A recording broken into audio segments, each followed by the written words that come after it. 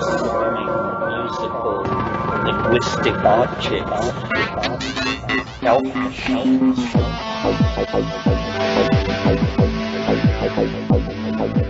Greetings from Cyberdelic Space. This is Lorenzo, and I'm your host here in the Psychedelic Salon.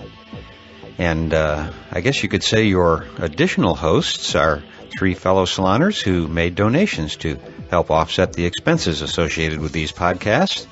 And these wonderful people are Nicholas R., Howard H., and Amy W. And I thank you all very much for your very generous donations. And I also would like to thank two other people who have been more than instrumental in not just the salon, but in many other phases of my life. In the 15th century, I'd probably call them my patrons. And in truth, I have no idea how my wife and I would have managed over the past decade without their help. And while I've said this in private on many occasions, I also want to publicly thank our dear friends Ron and Claudia, for without them, there may never have been the Psychedelic Salon, my books, and for sure the worlds of fun we've all had in the process.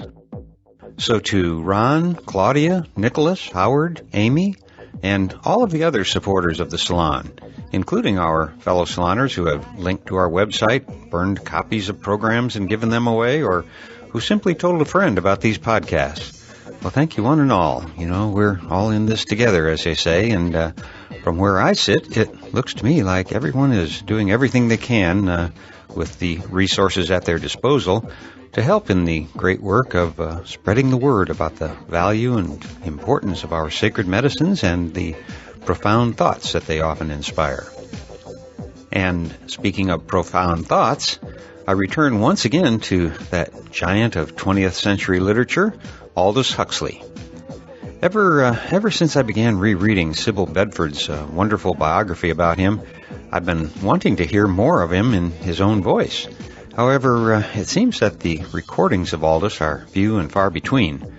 So I've pulled together a few sound bites from a couple of YouTube videos, along with his very famous Brave New World interview with Mike Wallace in 1958, along with one other collection of sound bites, in order to give you a little better idea of a man who far too often, I think, is only mentioned in passing as the author of The Doors of Perception and Island.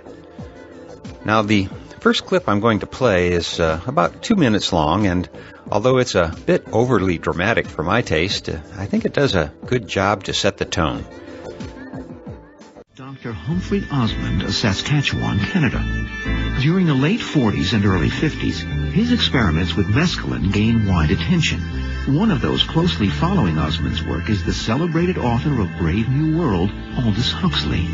Although nearly blind, Huxley compensates for this handicap with his extraordinary intelligence. His life seems dedicated to a continuous quest for knowledge. And he was considered by European intellectuals probably the brightest young literary man of his generation in any of the Western countries. Huxley is fascinated with the possibility of expanding his consciousness through the use of drugs such as mescaline.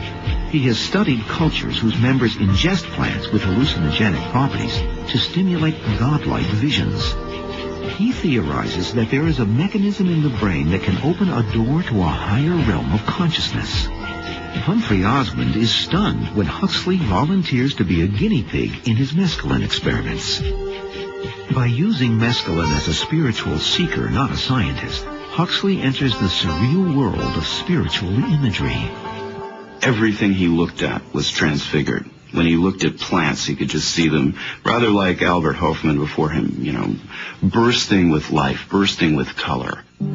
After his experience with mescaline, Huxley begins encouraging others to try it as well. In essence, what Huxley was saying was that drugs like LSD should be seen as a potential boon for mankind, for humankind, that they can be used not simply in a scientific context, but they could be used by normal people to study themselves, to investigate themselves as a tool of self-exploration and self-discovery.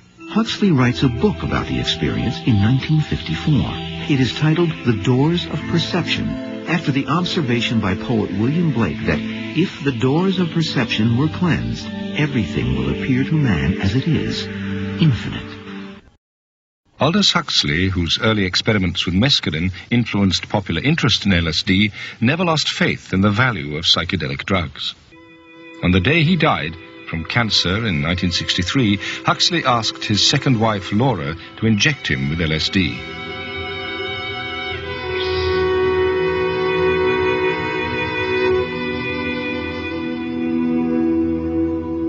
It was the same day that President Kennedy was assassinated. And we were right here in this room. It was then his room, and he was getting very weak. And he said to me, give me a big, big piece of paper. And he wrote intramuscular, 100 microgram of LSD intramuscular. And I filled the syringe with it, and I gave it to him. It was very quiet. At a certain point I said, if you hear me, squeeze my hand, and he did, very weakly. Then I thought, I had the impression that maybe it was necessary to give a second shot, and I asked him if he indicated. So I gave him a second shot, and that, well, then it was about 4 or 5 hours where there was absolutely no jolt, no agitation, nothing, except this very, very quiet, like a music that becomes less and less audible, like fading away. There was no jolt when he died. It was just that breath stopped, and there was a beautiful expression in the face. There was a very beautiful expression in the face.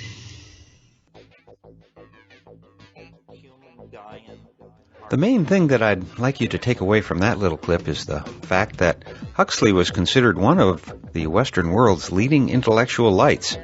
And so when he became involved in investigating psychedelics, it gave a significant amount of legitimacy to moving these substances out of the medical laboratories and into creative settings, such as the institute that Myron Stolaroff and others established in Menlo Park. Now, this is just my opinion, but I think that Huxley's involvement with and support of psychedelics was one of the most important features of the rediscovery of these sacred medicines in Western culture. Now, let's get on to the next clip, and it's quite a famous one.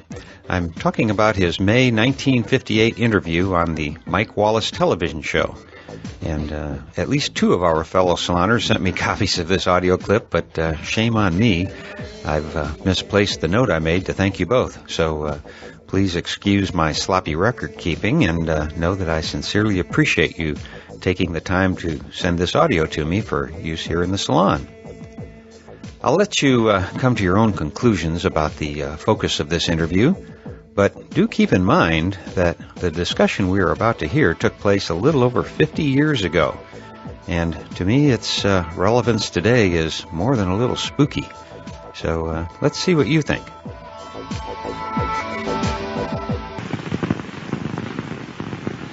This is Aldous Huxley, a man haunted by a vision of hell on earth. A searing social critic, Mr. Huxley, 27 years ago, wrote Brave New World, a novel that predicted that someday the entire world would live under a frightful dictatorship. Today, Mr. Huxley says that his fictional world of horror is probably just around the corner for all of us. We'll find out why in a moment. The Mike Wallace Interview, presented by the American Broadcasting Company in association with the Fund for the Republic, brings you a special television series discussing the problems of survival and freedom in America. Good evening. I'm Mike Wallace. Tonight's guest, Aldous Huxley, is a man of letters, as disturbing as he is distinguished. Born in England, now a resident of California, Mr. Huxley has written some of the most electric novels and social criticism of this century. He's just finished a series of essays called Enemies of Freedom, in which he outlines and defines some of the threats to our freedom in the United States. And Mr. Huxley, right off the bat, let me ask you this. As you see it, who and what are the enemies of freedom here in the United States? Well, I don't think you can say who in the United States. I don't think there are any sinister persons deliberately trying to rob people of their freedom. But I do think, first of all, that there are a number of impersonal forces which are pushing in the direction of less and less freedom. And I also think that there are a number of technological devices which anybody who wishes to use can use to accelerate this process of going away from freedom, of imposing control. What are these forces and these devices, Mr. Huxley?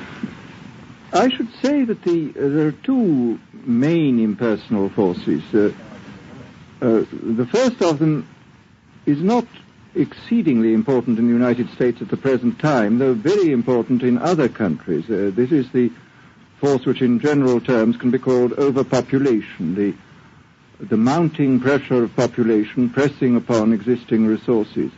This, of course, is an extraordinary thing. Something is happening which has never happened in the world's history before. I mean, let's just take a simple fact that between the time of the birth of Christ and the landing of the Mayflower, the population of the Earth doubled. It rose from 250 million to probably 500 million. Today, the population of the Earth is rising at such a rate that it will double in half a century. Well, why should overpopulation work to diminish our freedoms? Well, in a number of ways. I mean, the experts in the field, like Harrison Brown, for example, pointed out that in the underdeveloped countries, actually the standard of living is at present falling, that people have less to eat and less goods per capita than they had 50 years ago. And as the position of these countries, the economic position, becomes more and more precarious, obviously the central government has to take over more and more responsibility for keeping the ship of state on an even keel. And then, of course, you're likely to get social unrest under such conditions, with again an intervention of the central government. So that I think one sees here a pattern which seems to be pushing very strongly towards a totalitarian regime. And unfortunately, as in all these underdeveloped countries, the only highly organized political party is the Communist Party, it looks rather as though they will be the heirs to this unfortunate process, that they will step into the position of power. Well, then, ironically enough, one of the greatest forces against communism in the world, the Catholic Church, according to your thesis, would seem to be pushing us directly into the hands of the communists because they are against birth control. Well, I think this strange paradox probably is true.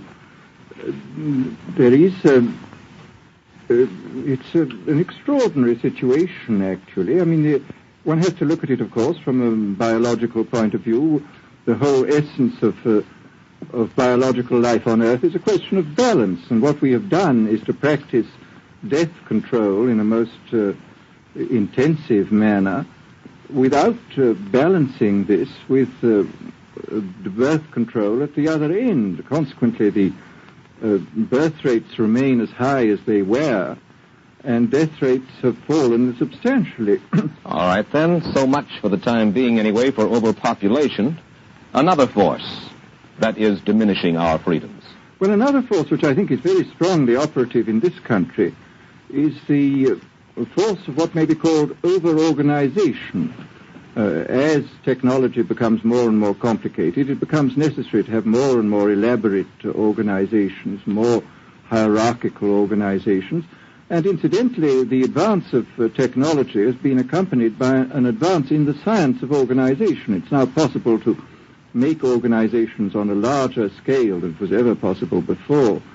And so that you have more and more people living their lives out as subordinates in these hierarchical systems controlled by bureaucracies, either the bureaucracies of big business or the bureaucracies of big government. Mm-hmm. Mm-hmm. Now, the devices that you were talking about, are there specific devices or methods of communication which diminish our freedoms in addition to overpopulation and over-organization? Well, there are certainly devices which can be used in this way. I mean, let us take, after all, a piece of very recent and very painful history is the propaganda used by Hitler, which was incredibly effective. I mean, what were Hitler's methods? Hitler used terror on the one kind, brute force on the one hand, but he also used a very efficient form of propaganda, which he was using every modern device at that time. He didn't have TV, but he had the radio, which he used to the fullest extent, and was able to impose his will on an immense mass of people. I mean, the Germans were a highly educated people.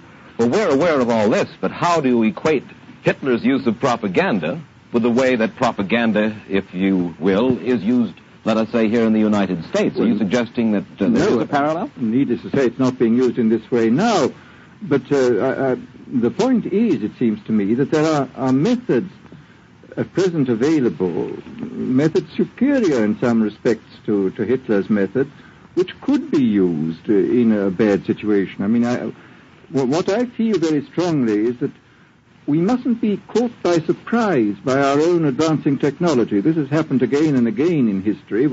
Technology has advanced, and this changes social conditions, and suddenly people have found themselves in a situation which they didn't foresee and doing all sorts of things they didn't really want to do. Well, now, what do you mean? Do you mean that we develop our television, but we don't know how to use it correctly? Is that the point that you're making? Well, at present, the television, I think, is being used quite harmlessly. It's being used, I think, I would feel it's being used too much to distract everybody all the time. But, I mean, imagine, which must be the situation in all communist countries, where the television, where it exists, is always saying the same thing the whole time, is always driving along. It's not creating a wide front of distraction. It's creating a one-pointed drumming in of a single idea all the time. It's obviously an immensely powerful instrument. Mm-hmm. So you're talking about the potential misuse of the instrument. Exactly. We have, after all technology is in itself morally neutral. These are just powers which can either be used well or ill. It's the same thing with atomic energy. We can either use it to blow ourselves up, or we can use it as a substitute for the coal and the oil, which are running out. You've even written about the use of drugs in this light. Well, now, this is a very interesting subject. I mean, in this book that you mentioned, this book of mine, Brave New World, I postulated a substance called soma, which was a very versatile drug. It would make people feel happy in small doses. It would make them see visions in medium doses, and it would send them to sleep in large doses. Well, I don't think such a drug exists now, nor do I think it will ever exist, but we do have drugs which will do some of these things, and I think it's quite on the cards that we may have drugs which will profoundly change our mental states without doing us any harm. I mean, this is the pharmacological revolution which has taken place, that we have now powerful mind-changing drugs, physiologically speaking, are almost costless. I mean, they are not like opium or like cocaine, which do change the state of mind, but leave terrible results physiologically and morally. Mr. Huxley, in your new essays, you state that these various enemies of freedom are pushing us toward a real-life, brave new world, and you say that it's awaiting us just around the corner. First of all, can you detail for us what life in this brave new world which you fear so much, or what life might be like? Well, to start with, I think this kind of the dictatorship of the future, I think will be very unlike the dictatorships which we've been familiar with in the immediate past. I mean, take another book prophesying the future, which was a very remarkable book, George Orwell's 1984. Mm-hmm. Well, this book was written at the height of the Stalinist regime and just after the Hitler regime. And there he foresaw a dictatorship using entirely the methods of terror, the methods of physical violence. Now, I think what is going to happen in the future is the dictators will find, as the old saying goes, that you can do everything with bayonets except sit on them. That if you want to preserve your power indefinitely, you have to get the consent of the ruled. And this they will do partly by drugs, as I foresaw in Brave New World, partly by these new techniques of propaganda. They will do it by bypassing the sort of rational side of man and appealing to his subconscious and his deeper emotions and his physiology even, and so making him actually love his slavery. I mean, I think this is the danger, that actually people may be in some ways happy under the new regime, but they will be happy in a situation where they oughtn't to be happy. But let me ask you this. You're talking about a world that could take place within the confines of a totalitarian state. Let's become more immediate, more urgent about it. We believe, anyway, that we live in a democracy here in the United States. Do you believe that this brave new world that you talk about could, let's say in the next quarter century, the next century, could come here to our shores? I think it could. I mean, that's why I feel it's so extremely important here and now to start thinking about these problems, not to let ourselves be taken by surprise by the new advances in technology. I mean, for example, in regard to the use of the drugs, we know there's enough evidence now for us to be able, on the basis of this evidence and using a certain amount of creative imagination, to foresee the kind of uses which could be made by people of bad will with these things, and to attempt to forestall this. And in the same way, I think with these other methods of propaganda, we can foresee and we can do a good deal to forestall. I mean, after all, the price of freedom is eternal vigilance. You write in Enemies of Freedom, you write specifically about the United States. You say this, writing about American political campaigns. You say, all that is needed is money and a candidate who can be coached to look sincere. Political principles and plans for specific action have come to lose most of their importance. The personality of the candidate, the way he is projected by the advertising experts, are the things that really matter. Well, this is... during the last campaign, there was a great deal of this kind of statement by the advertising managers of the campaign parties, this idea that the candidates had to be merchandised as though they were soap or toothpaste, and that you had to depend entirely on the personality. I mean, the personality is important, but there are certainly people with an extremely amiable personality, particularly on TV, who might not necessarily be very good in positions of political trust. Well, do you feel that men like Eisenhower, Stevenson, Nixon, with knowledge of forethought, were trying to pull the wool over the eyes of the American public? No, but they were being advised by powerful advertising agencies who were making campaigns of a quite different kind from what had been made before. And I think we shall see probably all kinds of new devices coming into the picture. I mean, for example, this thing which got a good deal of publicity last autumn, a subliminal projection. I mean, as it stands, this thing, I think, is of no menace to us at the moment. But I was talking the other day to one of the people who has done most experimental work in the psychological laboratory with this, who was saying precisely this, that it is not at the moment a danger, but once you've established a principle that something works, you can be absolutely sure that the technology of it is going to improve steadily. And I mean, his view of the subject was that, well, maybe they will use it to some extent in the 1960 campaign, but they will probably use it a good deal and much more effectively in the 1964 campaign, because this is the kind of rate at which technology advances. And we'll be persuaded to vote for a candidate that we do not know that we are being persuaded to vote for. Exactly. I mean, this is a rather alarming feature, that you're being persuaded below the level of choice and reason. In regard to advertising, which you mentioned just a little ago, in your writing, particularly in Enemies of Freedom, you attack Madison Avenue, which controls most of our television and radio, advertising, newspaper advertising, and so forth. Why do you consistently attack the advertising agency? Well, no, I think that advertisement plays a very necessary role, but the danger, it seems to me, in a democracy is this. I mean, what does a democracy depend on? A democracy depends on the individual voter making an intelligent and rational choice for what he regards as his enlightened self-interest in any given circumstance.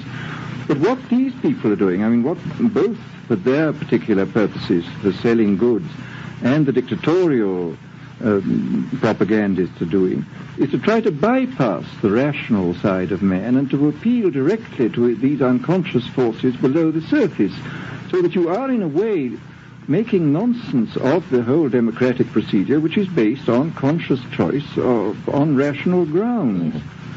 Of course, well, maybe you have just answered this next question, because in your essay you write about television commercials, not just political commercials, but television commercials as such, and how, as you put it, today's children walk around singing beer commercials and toothpaste commercials, and then you link this phenomenon in some way with the dangers of a dictatorship. Now, could you spell out the connection, or how do you feel that you have done so sufficiently? Well, I mean, here, this whole question of children, I think, is a terribly important one, because children are quite clearly much more suggestible than the average grown-up. And, again, suppose that for one reason or another, all the propaganda was in the hands of one or very few agencies, you would have an extraordinarily powerful force playing on these children, who after all are going to grow up and be adults quite soon. I do think that this is not an immediate threat, but it remains a possible threat. And you said something to the effect in your essay that the children of Europe used to be called cannon fodder, and here in the United States they are television and radio fodder. Well, after all, you can read in the trade journals the most lyrical accounts of how necessary it is to get hold of the children, because then they will be loyal brand buyers later on. Mm-hmm. But, I mean, again, you just translate this into political terms. The dictator says they will be loyal ideology buyers when they're grown up. We hear so much about brainwashing as used by the communists. Do you see any brainwashing other than that which we've just been talking about that is used here in the United States? Other forms of brainwashing? Not in the form that has been used in China and in Russia, because this is essentially the application of propaganda methods, the most violent kind, to individuals. It's not a shotgun method like the advertising method. It's a way of getting hold of the person and playing both on his physiology and his psychology till he really breaks down, and then you can implant a new idea in his head. I mean, the descriptions of the methods are really blood-curdling when you read them, and not only the methods applied to political prisoners, but the methods applied, for example, to the training of the young communist administrators and missionaries. They receive an incredibly tough kind of training, which may causes about 25% of them to break down or commit suicide, but produces 75% of completely one-pointed fanatics. The question, of course, that keeps coming back to my mind is this. Obviously, politics in themselves are not evil. Television is not in itself evil. Well, and yet you seem to fear that it will be used in an evil way. Why is it that the right people will not, in your estimation, use them? Why is it that the wrong people will use these various devices, and for the wrong motives?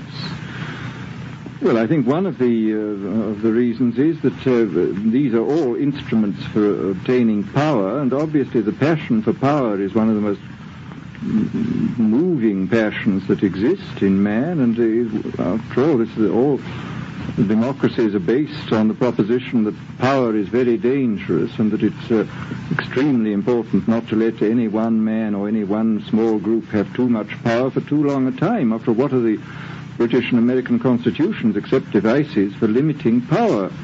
And all these new devices are extremely efficient instruments for the imposition of power by small groups over larger masses. Well, you ask this question yourself. In Enemies of Freedom, I'll put your own question back to you. You ask this.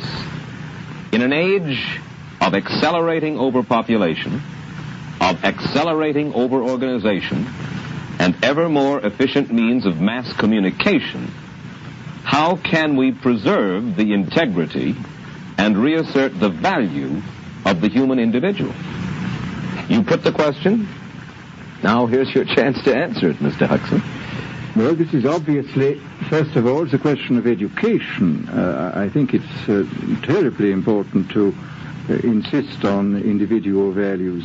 I mean, there is a tendency, as you probably read a book by White, The Organization Man, a very interesting, valuable book, I think, where he speaks about the new type of group morality, group ethic, which speaks about the group as though the group was somehow more important than the individual.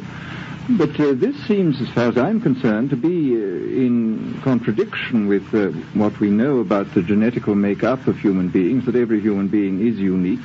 And it is, of course, on this genetical basis that the whole idea of the value of freedom is based.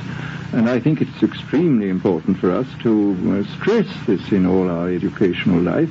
And I would say it's also very important to teach people to be on their guard against the sort of verbal booby traps into which they're always being led, to analyze the kind of things that are said to them. Well, I think there is this whole educational side, and I think there are many more things that one could do to strengthen people and to make them more aware of what was being done. You're a prophet of decentralization. Well, yes, if this is feasible, it's one of the tragedies, it seems to me. I mean, many people have been talking about the importance of decentralization in order to give back to the voter a sense of direct power. I mean, the voter in an enormous electorate feels quite impotent, and his vote seems to count for nothing.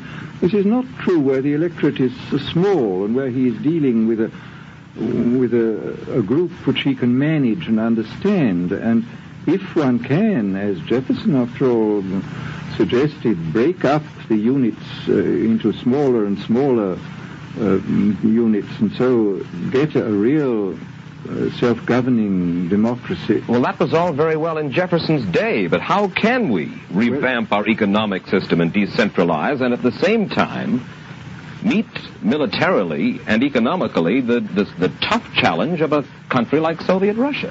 Well, I think the answer to that is that it seems to me that industrial production is of two kinds. I mean, there are some kinds of industrial production which obviously need the most tremendously high centralization, like the making of automobiles, for example. But there are many other kinds where you could decentralize quite easily and probably quite economically, and that you would then have this kind of decentralized life. After all, you begin to see it now if you can travel through the South, this decentralized textile industry which is springing up there. Mr. Huxley, let me ask you this, quite seriously. Is freedom necessary? As far as I'm concerned, it is, yes. Why? Is it necessary for a productive society? Yes, I should say it is. I mean, a genuinely productive society. I mean, I think you could produce plenty of goods without much freedom, but I think the whole sort of creative life of man is ultimately impossible without a considerable measure of individual freedom, that initiative, creation, all these things which we value, and I think value properly, are impossible without a large measure of freedom. Well, Mr. Huxley, take a look again at the country which is in the stance of our opponent anyway it would seem to be there, Soviet Russia. It is strong and getting stronger economically, militarily. At the same time, it's developing its art forms pretty well. It seems not unnecessarily to squelch the creative urge among its people, and yet it is not a free society. It's not a free society, but here is something very interesting, that those members of the society, like the scientists who are doing the creative work, are given far more freedom than anybody else. I mean, it's a privileged aristocratic society in which, provided that they don't poke their noses into political affairs, these people are given a great deal of prestige, a considerable amount of freedom, and a lot of money. I mean, this is a very interesting fact about the new Soviet regime, and I think what we're going to see is a people on the whole with very little freedom, but with an oligarchy on top enjoying a considerable measure of freedom and a very high standard of living. And the people down below, the epsilons down below, enjoying very little.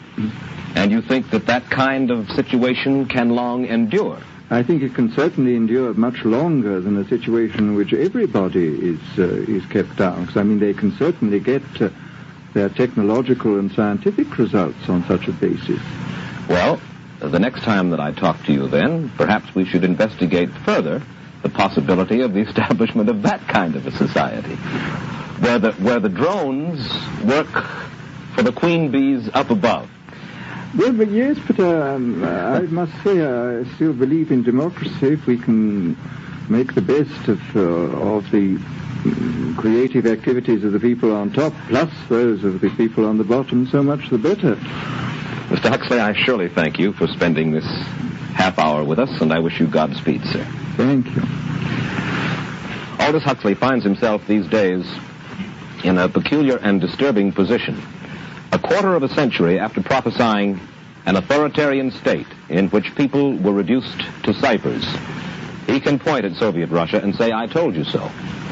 The crucial question, as he sees it now, is whether the so-called free world is shortly going to give Mr. Huxley the further dubious satisfaction of saying the same thing about us. And so now, some 50 years later, what do you think? Can we now say the same thing about our current situation? I'll let you answer that question from your own perspective. Now, the final clips I'd like to play for you right now come from a recorded interview that Aldous Huxley gave in 1961 on a visit to England. The complete interview runs almost 2 hours, and I'll provide a link to the full recording along with the program notes for this podcast. But I want to thank the Grey Lodge Occult Review, on whose website I found this interview, and it was posted under the same Creative Commons license that we use for these podcasts. So thank you to the Grey Lodge for posting this interview in its entirety, and I'll link to you with program notes here. What I'm going to play right now, however, are just a couple of segments of that interview that I think will help round out the picture of this important man of letters, and whose writing has done so much for the worldwide psychedelic community.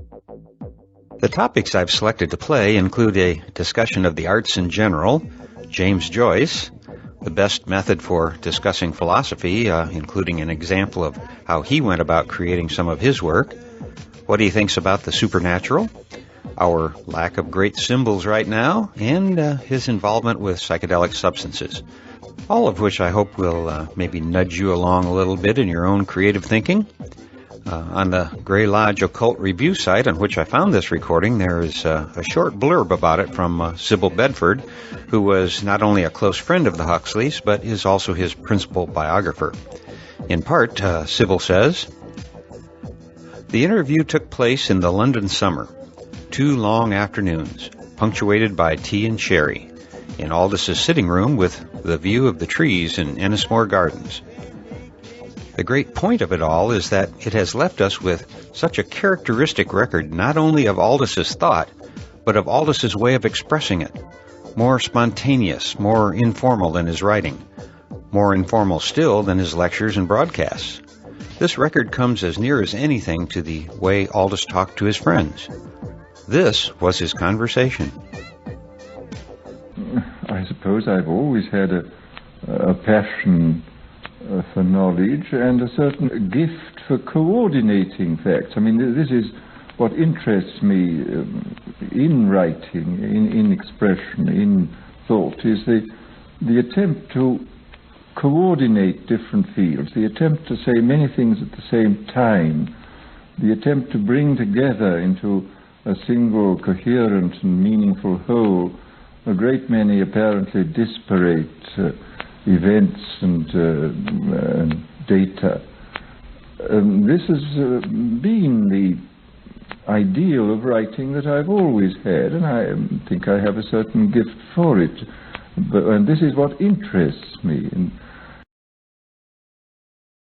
But I've always, I really don't like the very bare, bald, classical style, because it's much, to my mind, hopelessly oversimplified and therefore not true.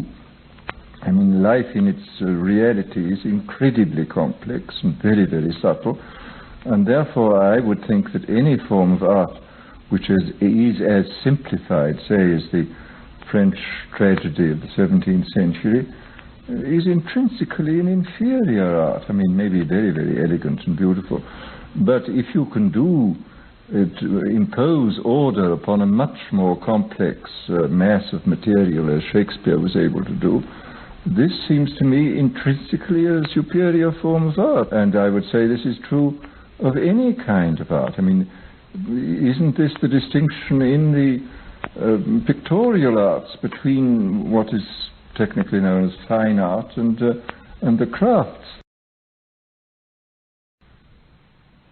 Joyce, it seemed to me, seemed to think that words were omnipotent. I mean, they are not omnipotent.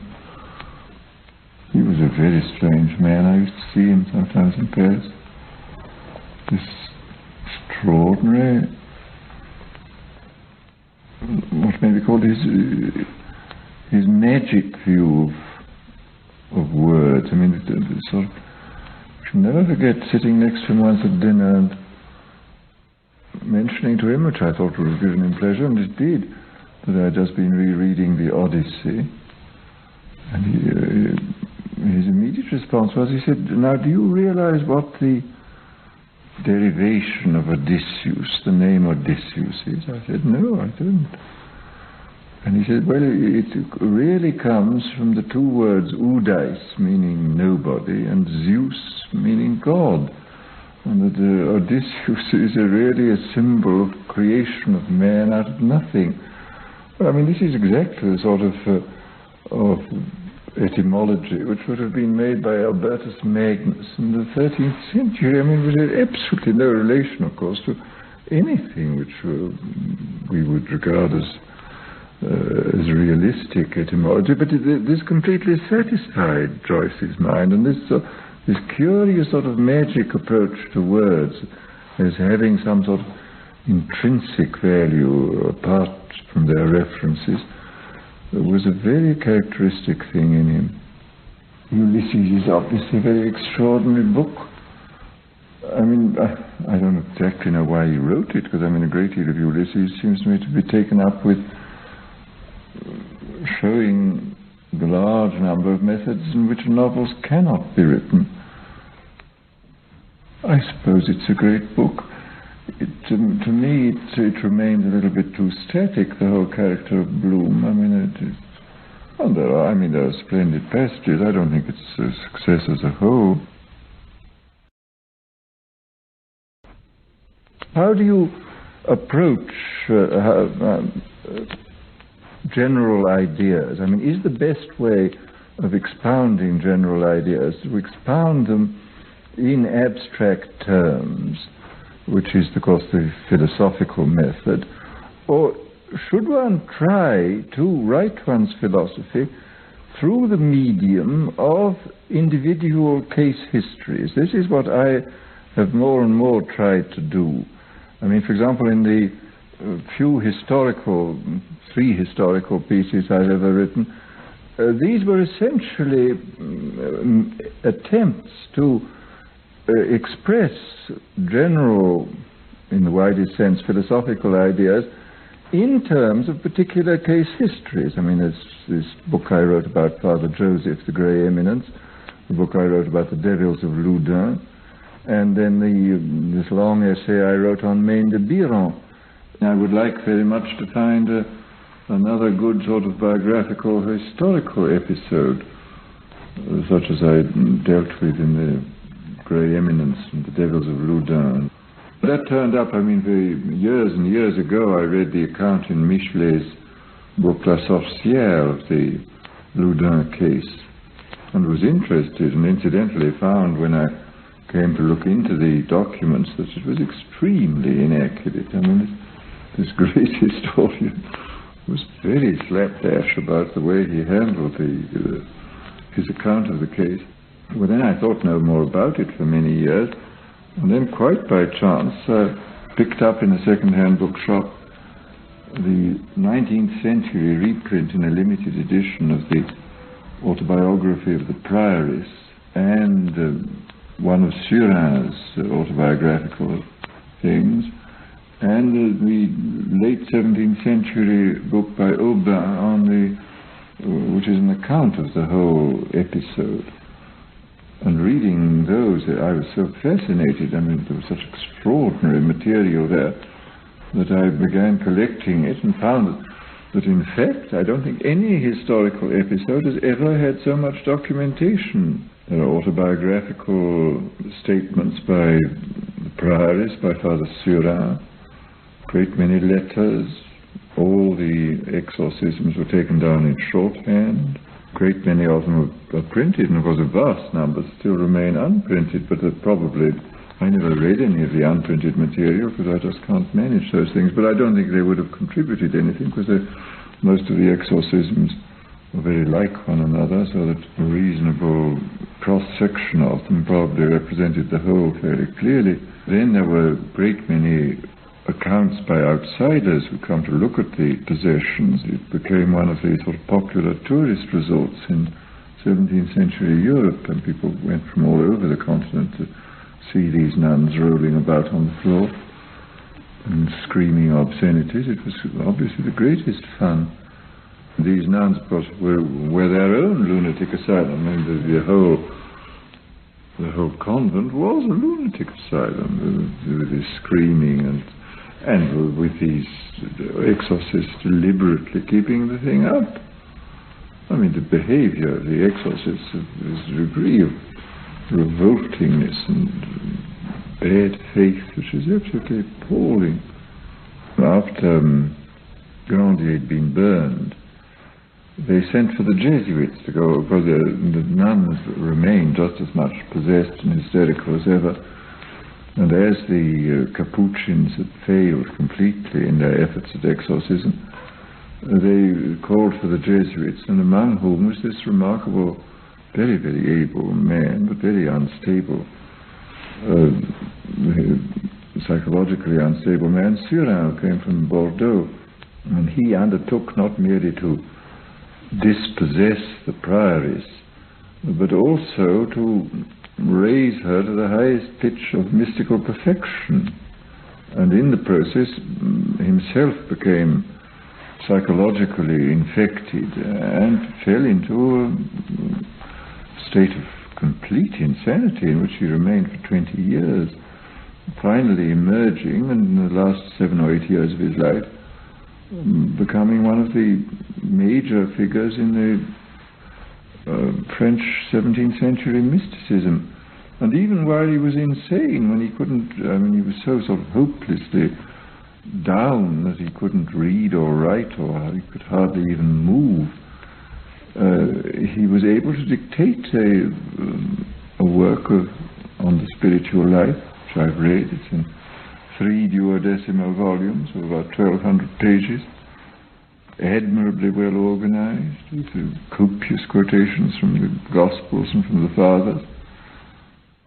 This man who couldn't read or write, showing that the whole of his intellectual faculties were completely intact, while his emotional and physiological condition was absolutely disastrous. This man was completely incapable of doing anything at all, and was in fact a raving lunatic, which is of course one of the strangest facts about mental illness, that you can have these cases. I've seen them in contemporary life of people whose intellectual faculties are perfectly sound, and yet whose emotional life is so disturbed that they have to remain locked up in institutions for years at a stretch.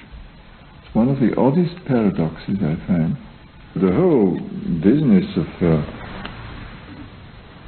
the legal and psychological aspects of witchcraft in the 17th century is very, very interesting. I read a lot about it at the time. It's very interesting to see how, if you don't have a theory of the unconscious, you're virtually forced into the idea of possession. I think all the exorcists were convinced that this was a genuine diabolic possession.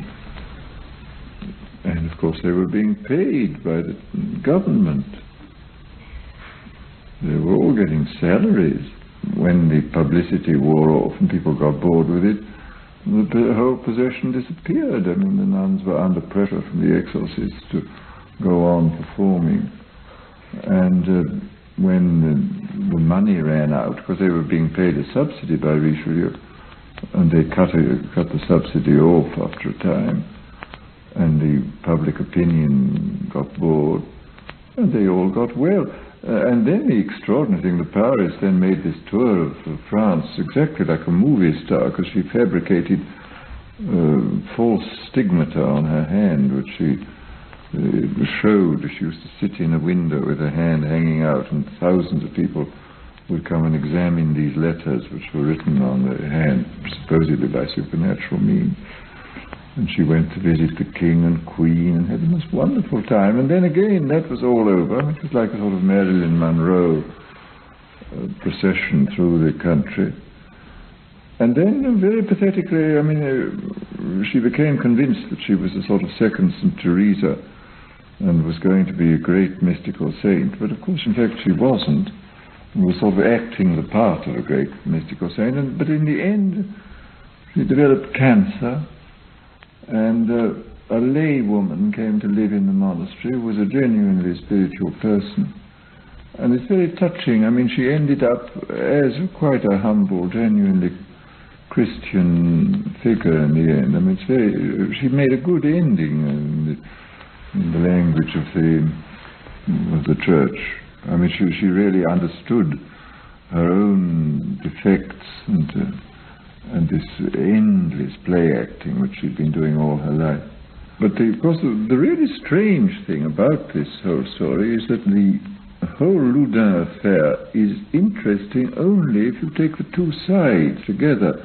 If you take the case of Grandier and then the case of Surin.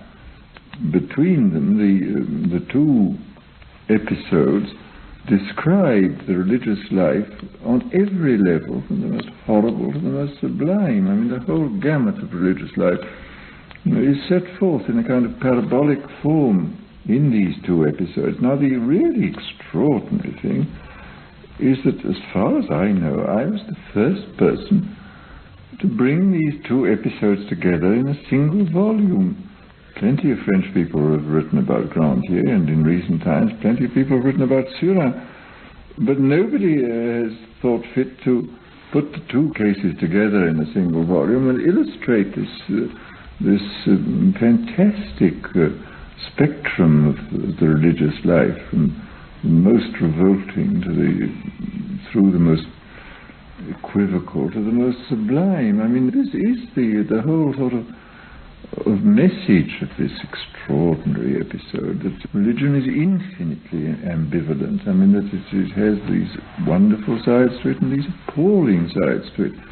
And the interesting thing to do in discussing it, of course, is to bring out both aspects. And here is a story which is strictly historical, and I really never departed from the historical documents, which is at the same time a parable. And this is what I'm looking for, is a historical or biographical medium in terms of which I can think about all sorts of general subjects and philosophical subjects, because I do strongly feel that philosophical and religious ideas are much better expressed not in abstract terms, but in terms of concrete case histories, biographical or historical. And if you can find the right kind of case histories, you can find means of writing what may be called philosophy. I mean, this perhaps is too presumptuous a term for what I've written, but I mean, it does permit the expression of general ideas in a much more powerful and penetrating way than would be possible if you were just writing about the same things in abstract terms. What part has the supernatural in your life?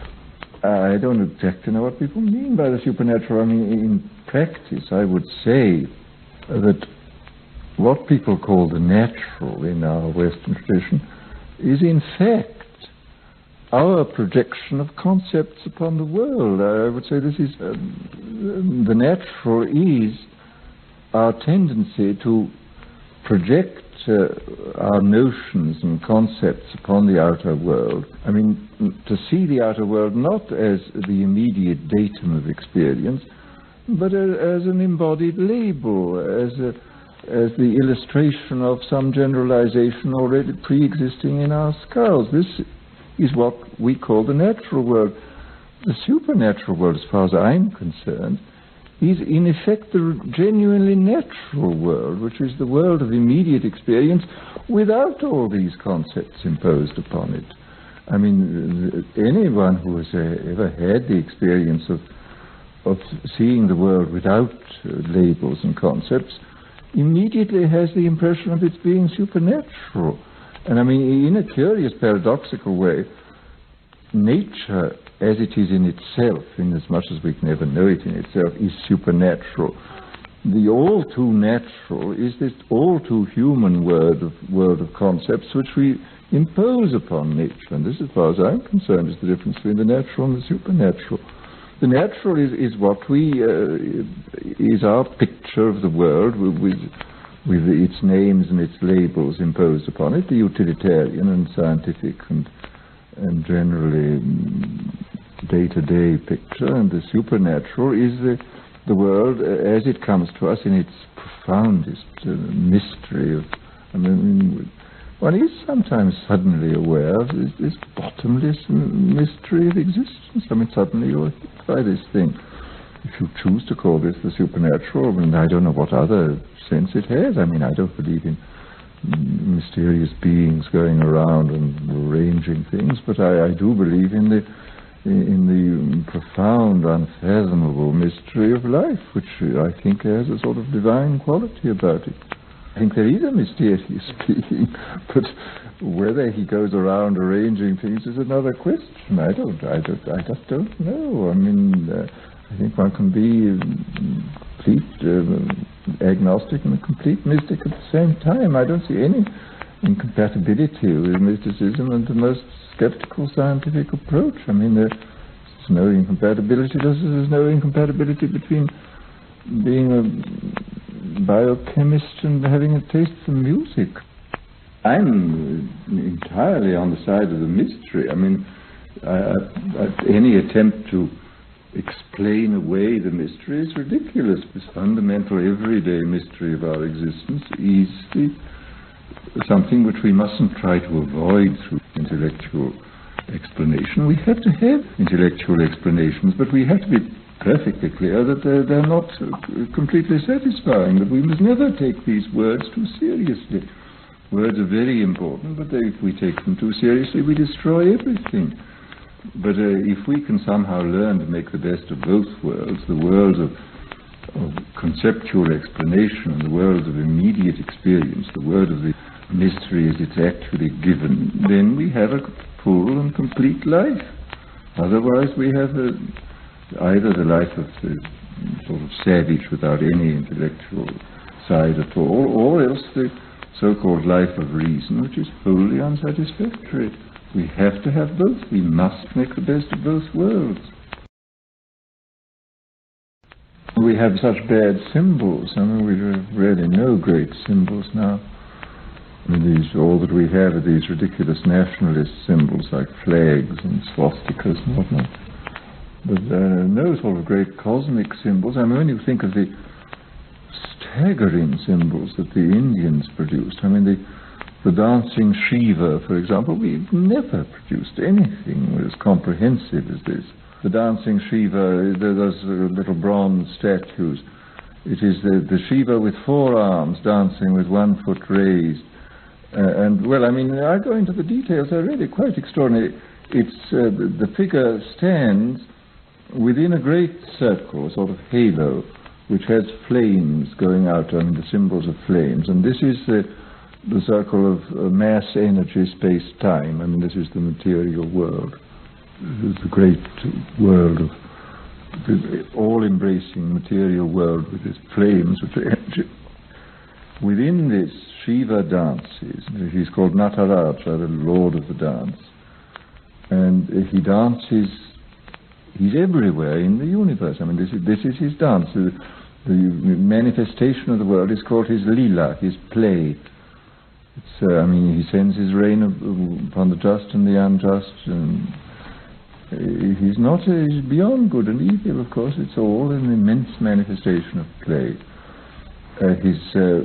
He has this long hair, which is the hair of the yogin, contemplative, and it streams out to the limits of the universe, you see. Therefore, this sort of yogic knowledge of this contemplation includes everything. He has 4 arms. In the upper right arm, he holds a little drum, which is the drum which summons things into creation. You beat upon this drum, things come into existence. In his left arm, he holds a fire, which is what destroys everything. He both creates and destroys. His lower right hand is held up in this attitude, which means be not afraid, in spite of everything, it is all right. The other hand points down at his feet, and one foot is planted squarely on the back of a repulsive dwarf, this infinitely powerful dwarf called Muyalaka, I think his name is, who is the ego. And he has to break the back of the ego, you see. What he's really pointing at is the other foot, which is raised. And this means this foot is raised against gravitation and is the symbol of spiritual contemplation. The whole thing is there, you see. I mean, the world of space and time and matter and energy, the world of creation and destruction, the world of psychology. I mean, how do you get out of this? I mean, if you don't break the back of the ego, you're lost. And if you don't practice contemplation, there will be no liberation for you. I mean, we don't have anything remotely approaching such a comprehensive symbol, which is both cosmic and psychological and spiritual. I mean, it is really most unfortunate that we have such miserable symbols. But it's a shame we don't have any good symbols like this to remind us of who we are and of what we can do about it, if anything. We have to make the best not only of both worlds, but of all the worlds. Man is a multiple amphibian who lives in about 20 different worlds at once. And if anything is to be done with him to improve his enjoyment of life, to improve the way he can realize his desirable potentialities, to improve his health, to improve the quality of his relations with other people, to improve his morality, we have to attack on all the fronts at once. And we have the greatest, what may be called the original sin of the human mind, is sloth, it's oversimplification. We want to think that there is only one cause for any given phenomenon, therefore there is one cure. There is not, and this is the trouble, that no phenomenon on the human level, which is a level of immense complexity, can ever have a single cause. I mean, we must always take at least half a dozen conspiring causal factors into consideration, and any attempt to improve human life has to take into account the psychological factors, the sociological factors, the physical factors, the chemical factors, all of them. How often have you taken mescaline yourself? I've taken mescaline twice and lysergic acid about 5 times, I suppose. I would like to take it about once a year, I think. Well, one doesn't. Most people that I know take it have no desire to sort of fool with it and take it constantly. I mean, the thing, you take it too seriously to behave in this way towards it. You wouldn't want to wallow in it. I mean, you need a good deal of time to digest this, I think. I mean, I don't know. Most people I know feel it, don't have any special desire to go on taking it. I mean, they would like to take it every 6 months or every year or something of that kind. But I still have to meet one who wants to take it constantly. But isn't it a condition one would want to be in all the time? You couldn't be in it all the time because It is, so to say, beyond the level of biological efficiency. The world becomes so extraordinary and so absorbing that you couldn't cross the street without considerable risk of being run over. And you wouldn't want to do anything else because just experiencing this thing is so extraordinary. Is the effect the same on everyone? Statistically, about 70% to 75% probably get a good and positive and happy result from it. A certain percentage get no results, and a certain percentage get very unpleasant and hell-like results out of it, get very frightened. Mine were always positive. I didn't have what some people have, which is a great elaborate visions with the eyes closed. Some people have the most elaborate and circumstantial visionary experiences. With the eyes closed, I merely see sort of living geometry, but never any of these great landscapes and figures and architectures which some people see. Do you sit or do you move about? You spend a lot of time sitting quietly, looking at things, and getting these sort of strange metaphysical insights into the world. Is it a habit-forming drug? In most cases, it has no more hangover than 2 cocktails, and some people feel actually much better the next day. It's being used to some extent in therapy. There's a man here called Sanderson who uses it a lot. There are several people in America. In Canada, several groups have had very, very good results with alcoholism using LSD. And there's a new drug now, the psilocybin, which is derived from the Mexican mushroom, which is the same effect but doesn't last quite so long. And that is being used in France therapeutically with some success.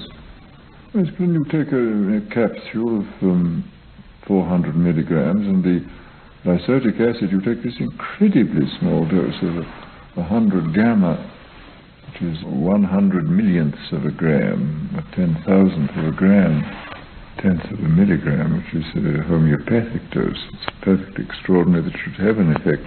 And in fact, it has an effect long after all traces of it have gone out of the body.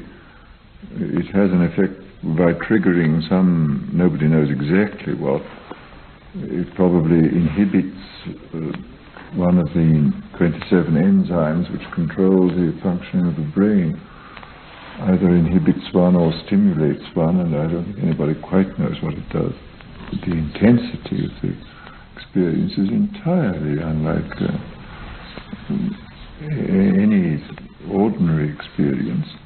But on the other hand, it quite obviously resembles spontaneous experiences certain artists and religious people have unquestionably had. It's an immense intensification of the world, the transfiguration of the external world into incredible beauty and significance.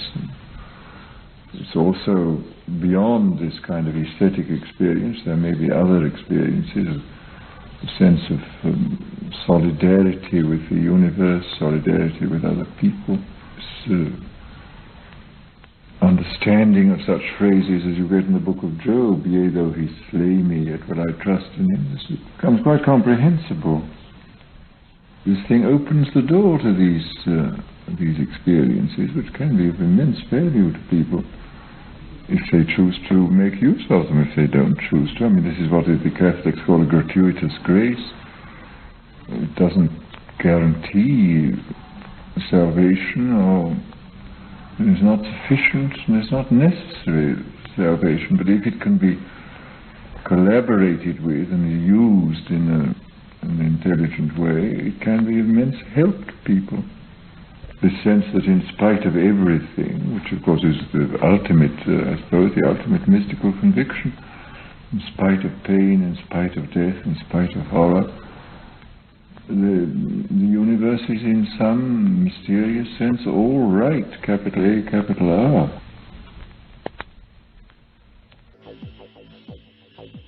You're listening to the Psychedelic Salon, where people are changing their lives one thought at a time. And I guess what Aldous just said is actually the ultimate teaching we receive through the use of our sacred medicines. And that is the fact that our universe and ultimately the essential core of our own being is doing just fine. Well, I hope that this little audio collage of the words and wisdom of Aldous Huxley was not only interesting for you, but that he may also inspire you to expand your own horizons and make this your most creative year yet.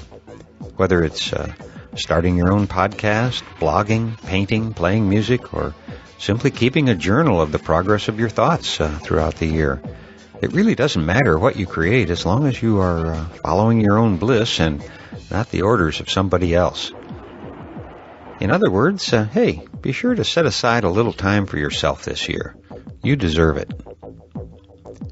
And I guess I should also mention, if you deserve a little credit, that if you sent me some audio to play here in the salon, I'll eventually get to it. The response to my request for audio material that isn't easily found on the net was more successful than I imagined it would be, and so I've got a lot of previewing and sorting out to do in the weeks ahead. But from what the accompanying emails had to say about some of the material that was sent to me leads me to believe that we're going to be treated to some very interesting new gems this year, and not all of them are going to be from people we already know about. Now, while I normally would have a few more comments or an email to read today, I'm going to cut this a little short. The first reason being my hope that you will spend a little time thinking about some of the things Huxley had to say in this podcast that may in some way have a bearing on the future of the creative side of your life. The other reason is that I'm about to head up to LA right now in order to attend one of the lectures that my fellow podcasters, KMO and Neil Kramer, are giving on the West Coast leg of their Transitional Alchemy Tour. And I'm sure I'll have more to say about that in my next podcast from here in the salon.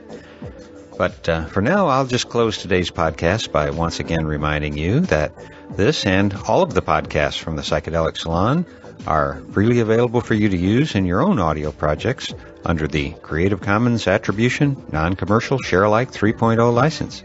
And if you have any questions about that, just click the Creative Commons link at the bottom of the Psychedelic Salon webpage, which you can find at psychedelicsalon.org. And if you are interested in the philosophy behind the Psychedelic Salon, you can hear all about it in my novel, The Genesis Generation, which is available as an audiobook that you can download at genesisgeneration.us. And for now, this is Lorenzo signing off from Cyberdelic Space. Be well, my friends.